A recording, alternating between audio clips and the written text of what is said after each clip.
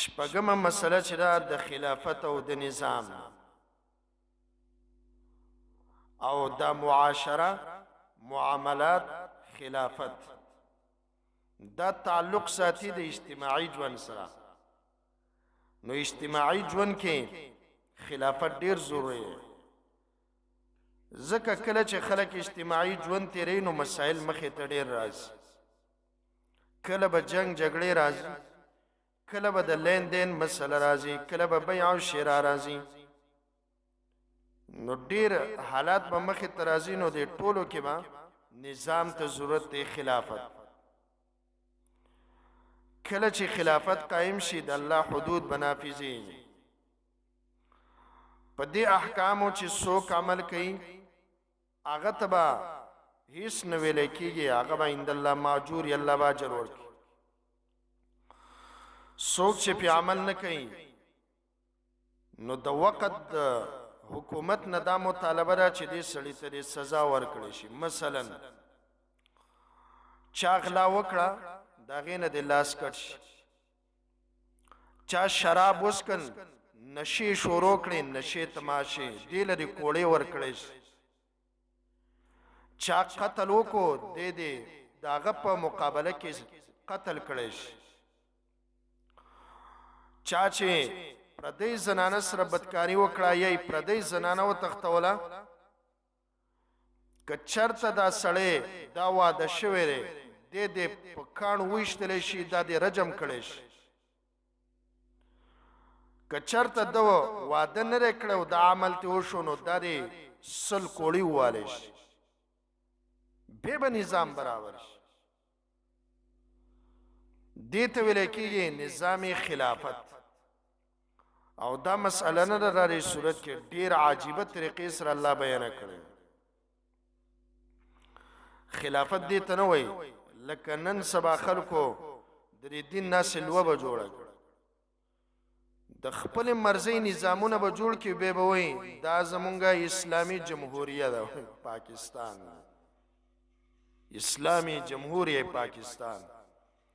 غل پکې آزاد ګرځي، زناکار پکې آزاد ګرځي، ډاکو پکې آزاد ګرځي، محاسبې نشته، ظلم پکې په اعلی پیمانه دی، هر جرم پکې موجود دی. دا یو اسلامي نظام دی. دا اسلامي نظام دی ته نه وایي. اسلامي نظام یوازې د لیکلو ته هم نه وایي. داسې خو قرآن د الف لام میم نه والا تر والناسه پورې لیکلی دی، الله رالیږلی کتاب، خو څوک پې عمل کوي. چې زمونږ قانون کې دا لیکلی ستا قانون ته کور کې نشي جاری کولی، ته به په ملک څه جاری کړي، ستا ښځه ستا سره نه مني کول. او چې کله مضبوط خلافت راشي که نه مضبوط خلافت نو هغه خلافت کې به لوبې نه چلیږي.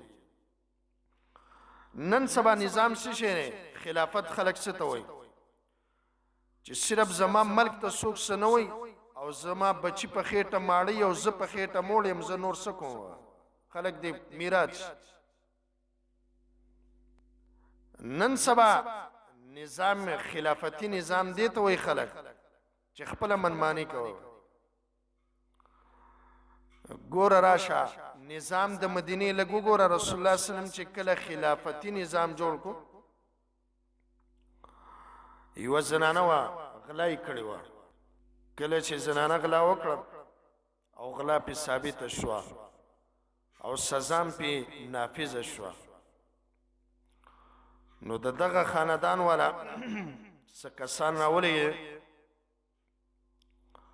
د رسول الله صلی الله علیه وسلم یو ملګري ته ویلې ته زمونږ دپاره سفارش وکړه چې الله مو نه شرموي او بې عزته کېږو، دا ښځه دې معاف کړي. مونږ به له د دې په بدله کې چې څه غواړي به وله ورکړو، او چې د ښځې نه لاس کټ نشي، دا لوی شرم دی. خلک په چې کله بې عزتۍ ته مخامخ شي بیا ورته خپل عزت ودرېږي، خو مخکې ورته هېڅ چا ته عزت نه وي ولاړ، مخکې نه خپل عزت خیال وسات او وروسته به بیا نه بې عزته کېږي. رسول الله صلی الله علیه وسلم ته چې کله دا خبر راغله د غصې د وجې نه ویلې وی قسم په الله را خبره واورئ که چرته د عمل کړی وی فاطمه بنت محمد نو ما به د هغې نه ملاس کټ کړی وی، ما نه پرېښوه. د الله نبی دا فاطمه ولې یاده هر چا ته پته و چې دته دا لور ډیره ګرانه خوښه ده خو رسول الله صلی الله علیه وسلم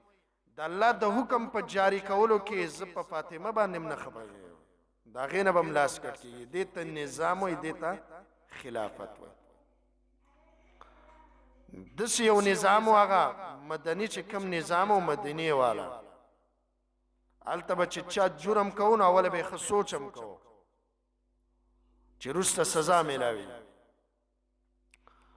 زمون پرې ملکونو کې زمون پرې خاص کر ټول دنیا کې اوس دا نظام خلک جرمونه ولي ورس پورس ډيري خلکو ته پتر پیسې خلاصول کوي چاله په جب کې شوړه کې راوس خبره بره معاملې به ډیره فدفد دومره حتی خبره ورسېده چې ستا په ملک ستا د 2 کالو د 3 کالو ماشوم هم د عزت نه بچنه بی عزتۍ نه بچنه هغې عزت لاړه تار تار په ښکاره لار به روانې و خلک به د جب لوټ کې د اسلامي نظام او بیا چې خپله مسله بیانوي جی بس غل چې دی نو هوښیار غل دی ته څه له دلته ناست ته ما ساتې که ځان ساتې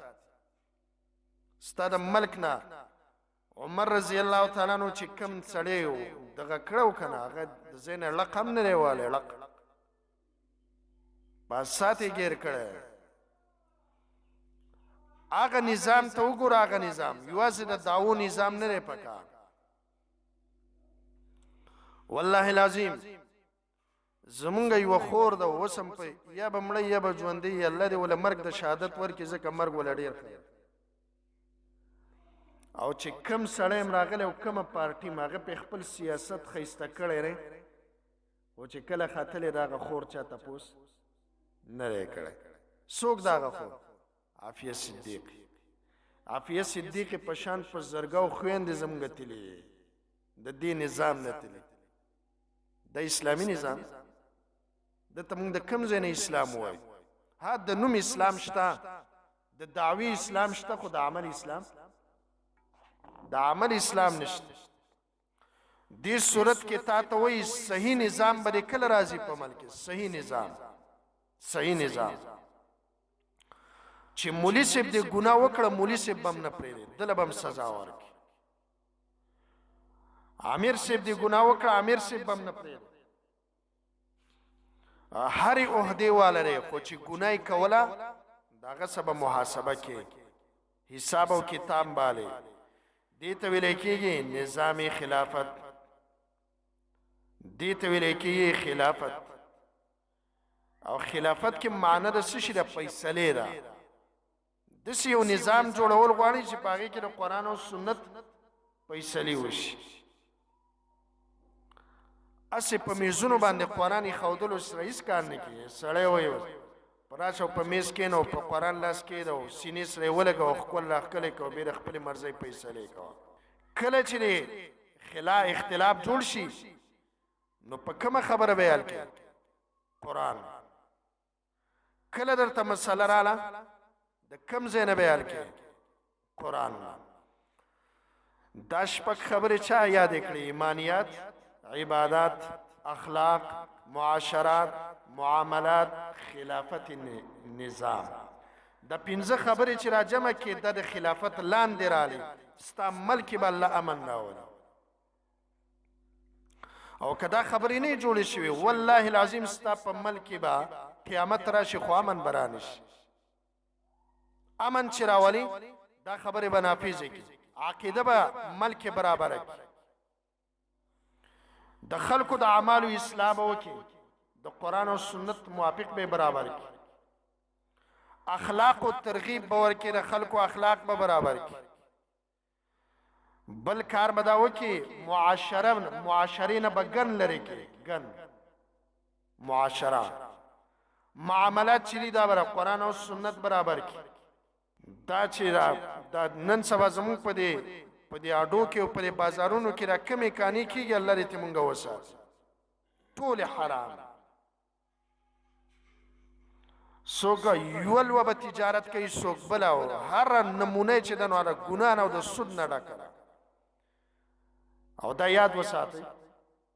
کم ملک چې د سودی نظام چلیږي هغه ملک سره الله او د الله رسول اعلان جنگ کړی دی، نو چې الله ورسره اعلان جنگ وکړي ته به پکې امن څنګه راولي؟ والله که راولي. څوک هم چې حرام کار کوي حرام کار الله بدی شي را سره حرام خور چې حرام خوري دا ډیر نه دا وزګار خیل چې ورته وایي په کټونو کې به کینی یاره نواز شریف غټ غل دی شهباز شریف پسې دویم غل ته خو هم د ټولو نه غټ غلی تا هم پردې ځمکې نیولې نه دي ته یو برید چاته نه پرېږدي یو لویش او وایي ورا سزا که زمونږ مشران د کروړاو غلی دي نو مونږ هم د پوټونو غلی یو پوټواریان غلی یو مونږ پوټواریان د پوټونو غلا مونږ هم کوو. او رسول الله صلی الله علیه وسلم وایي من ظلم قید شبر طوقه یوم القیامة من 7 ارضین چا چې یو لویشت مسلمان غلا وکړه او دی ته په دوکه ونیوله رسول الله صلی الله علیه وسلم وایي الله به ورته د قیامت په ورځ د 6 ځمکو هار ور واچوي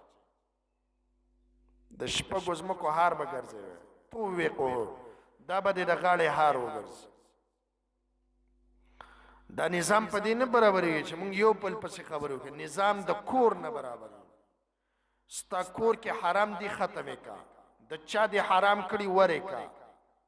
او دې چې توبې ګورې الله نه قبلې دا یاد وساتئ الله چې توبه قبلې په خپل حق کې د بنده د حق ظلم دې کړی دغه توبه الله قبلې نه قبلې والله که د 2000 دانو والا تسپیم پیدا کړلی نه قبلې نه قبلې الله. یو سړی په حرامو باندې لاړ شو د کعبې نه تاو شي الله یې دا تاوېدل مني دی الله ته سوالونه کوي یا ربي یا ربي یا ربي استجب لي الله زما دعا قبول وکړه. حدیث کې راغلی وایي دته واپسی جواب میلاو شي دا چې راغلی دی کعبې ته دا په حرامو راغلی په سود راغلی مطعمه حرام ومشربه حرام وملبسه حرام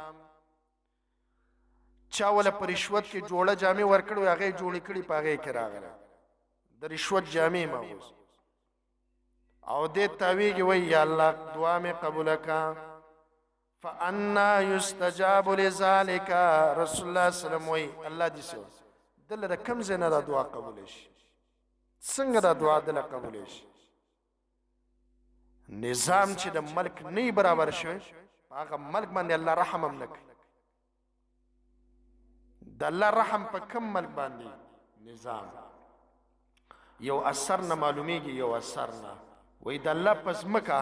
دې خبره ته متوجه شي دا واوره عجیبه خبره د الله پس مکه وای چې د الله د حدودونه یو حدم نافذ شي دا یو حد د بندنا چې دې بنده دا یو حد نافذ کو الله رب العالمین ته وای چې په دې بندې کوم نعمتونه کړې دي د دې نعمتونو نو ورسره زیات قدر د دې حد دی د بنده الله په یو ملک باندې ټول کال بارانونه وکړ اثر حاصل دار چې د دې دومره قدر قیمت د الله سره نشته لکه څومره د دې بنده د حد نافذ ولو د قیمتي سړی راکړي. عمر ابن عبدالعزیز دم نظام خلافتی نظام چلولی نو دا چې کله مړ کېدو یو ملګری خواله راغی دې ملګری ورته ویلې وی حکومت له خو دې ښه کار کړی خو بچی دی وای داسې پرېښول بچو له هېڅ ونه کړ نو ده ورته ویلې بچي وای ما خواته لږ راوغواړه وای بچی دنه ګیله کوي چې پلار مونږ له هېڅ پرې نه ښوه مونږ له خو هېڅ رانه کړ دا بچی چې راله دا بچی د پلار ته مخامخ کېناست نو د پلار ورته ویلې عمر ابن عبدالعزیز ورته وی رحمه الله تعالی رحمتا واسعه وسه غواړي او اسم چې غواړي د الله نه غواړي زمانه مغواړي او د خپل ملګری ته وای ډیره بده خبره ده وای زما بچي الله پیدا کړی دی له رزق څوک ورکي الله که چرته زما بچي نیکانی الله د نیکانو سره وعده کړی قران کې او هو يتولى الصالحين الله ملګری د نیکانو دی زما مال بوله سوچ ملګرتیا خو اصل د الله را او که چرته بد عملی نو زوی بد عمله بچوله وای ځان له قبر نشم تنګولی دا خو مجرمان دي مجرمانو لا وای د عمر بن عبدالعزیز بچی دومره نیکان نوسته زمانه کې وخاته داغه یو زوی به وای چې زکات ورکو دا واوري څه به ورکو زکات داغه د مال نه به د زکات په سونو خان وات په سونو خان دا به داغه د مال د زکات په څومره خانو سونو چې د سبو خان څومره دا به څومره مالدار او یقینا چې عمر بن عبدالعزیز وسه کومه وعده کړې وه چې الله به ستاسو ملګری یقینا الله یې ملګرتیا وکړي بعضې تاریخ والا لیکلي وای د عمر بن عبدالعزیز چې کومې وینځې غلامان وای هغه هم د عامو خلکو نه ډېر مالدار و وینځې غلامان نو چې عمر بن عبدالعزیز اولاد به څومره مالدار خو د ټولو خدمت د چا کړی دی د دین کړی زمونږ یو استاذ محترم دی الله دې ولا ډېر ژوند ورکړي الله دې د دې دنیا د والاو زمونږ د اصلاح لپاره دې الله ژوندی لري هغه ویلې وی زمونږ د دور نن سبا مولان صاحبان او مشران سي چې سکول ته لاړ شي نو هغه ماشومانو د سکول نه روپۍ راوړي هغه یې پې نه څوچي پلان کې ځای کې اور بل دی او خلک وسوځېدل او دا 10 روپۍ به ستاسو د یتیمانو ډېر بار راوځي په هوټل کې په خوراک وکړي او په خېټه لاس ووایي د دعوت کار ډېر تیزی سره روان دا زمونږ د نن سبا مسلمانانو حال دا مونږ ته چې الله کامیابي نه راکوي زمونږ